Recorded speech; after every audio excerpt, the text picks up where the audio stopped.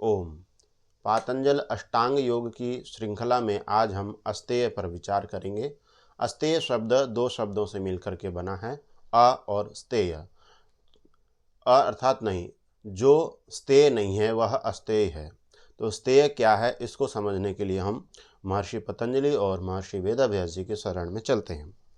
तो महर्षि पतंजलि जी ने योग दर्शन में यमों को बताने के लिए जो सूत्र दिया, उसी के भाष्य में महर्षि वेदव्यास जी अस्तेय की परिभाषा करते हैं।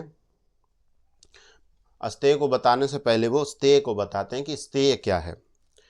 तो वो कहते हैं, स्तेयम अशास्त्र पूर्वकम द्रव्याणाम परतः स्वीकरणम।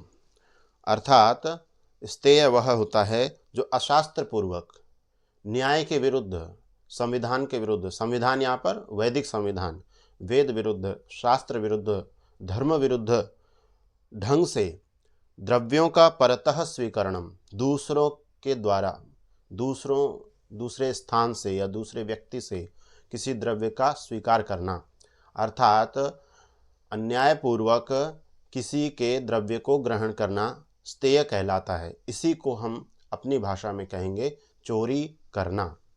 तो स्तेयम अर्थात चोरी करना। अब इसी को आगे बताते हैं, तत्प्रतिषेधः पुनः अस्पृहा रूपम अस्तेयमिति। तत्प्रतिषेधस्था अर्थात स्तेय का जो प्रतिषेध है, स्तेय का ना होना और वह कैसा हो, अस्पृहा रूपम। स्पृहा कहते हैं किसी द्रव्य को प्राप्त करने की जो इच्छा होती है, मन में लालसा होती है, उसको स्पृहा कहते हैं, स्पृहा। और उसी का ना होना अस्पृहा होता है। तो अस्पृहा रूपम तत्प्रतिषेध, मतलब हम किसी के द्रव्य का ग्रहण न करें और उसको अन्यायपूर्वक ग्रहण करने की इच्छा भी ना रखें। यह जो धर्म है, यह जो विचार है, यह जो भावना है, इसी को अस्तेय कहा गया है। तो चोरी न करना अस्तेय है, चोरी करना स्तेय और चोरी का न करना अस्तेय कहलाता है। इसके उच्चारण में थोड़ी सावधानी रखनी चाहिए, क्योंकि कई बार उत्तर भारत में स्थान बोलने के लिए स्थान बोलते हैं, या हरियाणा आदि के क्षेत्र में आधा स बोलने से पहले अकार बोलते हैं। तो यदि हम स्तेय को बोल रहे हैं अकार सहित, तो वो अस्तेय हो जाएगा, उसका अर्थ एकदम विपरीत हो जाएगा। तो ये हुआ कि चोरी की भावना न रखना, दूसरे के द्रव्य को अधर्म पूर्वक ग्रहण करने की इच्छा न रखना अस्तेय कहलाता है। अब हमें ये विचार करना है कि हमारा समाज इन सब परिभाषाओं और शास्त्र की आज्ञाओं पर कितना गंभीर है। आपने देखा होगा, जब कोई युवक या युवती किसी सरकारी सेवा में अथवा निजी स्थानों पर सेवाएं देते हैं, नौकरी करते हैं, तो प्राय करके परिवार वाले या संबंधी लोग या परिचित लोग पूछते हैं कि भाई आपका वेतन कितना है, तो वो बता देंगे।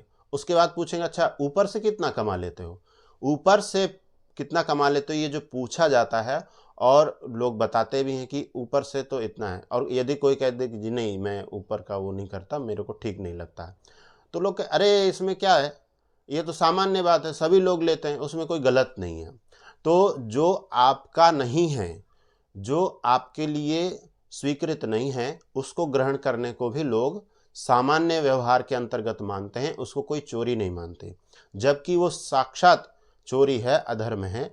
आपको कार्य के लिए अलग से वेतन दिया जा रहा है, उससे अतिरिक्त जो आप लोगों से लालच के कारण जो ग्रहण करते हैं, जिसको ऊपरी कमाई कहा जाता है, वह अधर्म है, चोरी ही है। तो इस प्रकार के कृत्यों से हमें बचना चाहिए। और ये जितने भी हम प्रसंग देख रहे हैं, ये मन, वाणी और कर्म तीनों पर ये बात घटती है। यदि हम किसी शरीर से तो कोई वस्तु की चोरी नहीं करते, परंतु मन में हम किसी वस्तु को ग्रहण करने की बिना स्वीकृति पूर्वक उसको लेने की इच्छा रखते हैं, या वाणी से ऐसी बात कहते हैं, तो वाणी से कहेंगे, शरीर से करेंगे, तो वो तो अधर्म है ही। परंतु यदि मन से भी हम ऐसा सोचते हैं, तो वह भी हमारे गलत संस्कारों को उत्पन्न करने वाला होगा। तो ऐसा हमें नहीं करना चाहिए और हमें स्तेय का पालन करना चाहिए, अस्तेय का पालन करना चाहिए। अब अस्तेय का पालन करने से, उस पर प्रतिष्ठित हो जाने से क्या लाभ होते हैं, तो इसके लिए महर्षि पतंजलि जी स्वयं अपने सूत्रों में कहते हैं,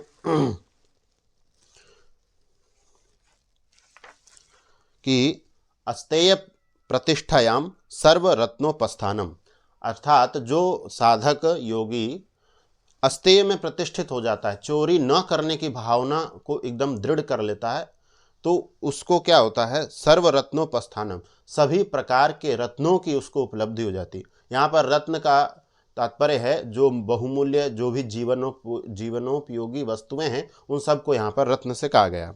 तो अस्तेय में मन, वाणी, शरीर तीनों स्तर पर जो व्यक्ति अस्तेय पर प्रतिष्ठित हो जाता है, उसको सभी प्रकार के उत्तम पदार्थ प्राप्त होते हैं। अब इसी सूत्र की व्याख्या करते हुए महर्षि व्यास जी अपने व्यास भाष्य में और अच्छे तरह से स्पष्ट कहते हैं कि सर्वदिक स्थानी अस्य उपतिष्ठन्ते रत्नानि, अर्थात सभी दिशाओं में स्थित जो रत्न हैं, श्रेष्ठ द्रव्य हैं, पदार्थ हैं, वह सब उसको प्राप्त होते हैं, उसकी समीपता को प्राप्त होते हैं।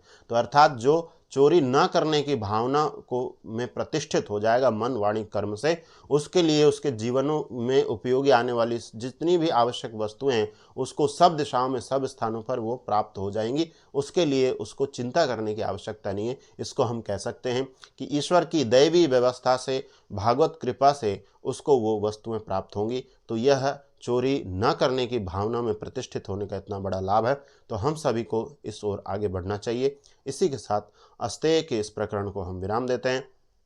चलचित्र अच्छा लगा हो तो इसको अधिक से अधिक पसंद करें, लोगों को साझा करें। आपको कोई प्रश्न है, कोई टिप्पणी है, वो आप टिप्पणी संपुट में टिप्पणी की तालिका में अवश्य करें। और जो हमारा वैदिक शंखनाद यूट्यूब चैनल है, उसकी सदस्यता अवश्य लें, उसको सब्सक्राइब करें। और यदि आप फेसबुक पर देख रहे हैं तो फॉलो करना ना भूलें। और शंका समाधान के लिए इन दिए गए QR कोड के माध्यम से भी आप शंका समाधान कर सकते हैं। और इस QR कोड से आप व्हाट्सएप समूह के माध्यम से जुड़ सकते हैं, जिसमें कि आपको ये चलचित्र सदा प्राप्त होते रहेंगे। और इस संख्या पर आप अरट्टाई के माध्यम से भी आप मेरे साथ जुड़ सकते हैं। तो इसी के लिए साथ आप सभी को पुनः धन्यवाद। आप लोगों ने इस ध्यान से सुना। ओम नमस्ते।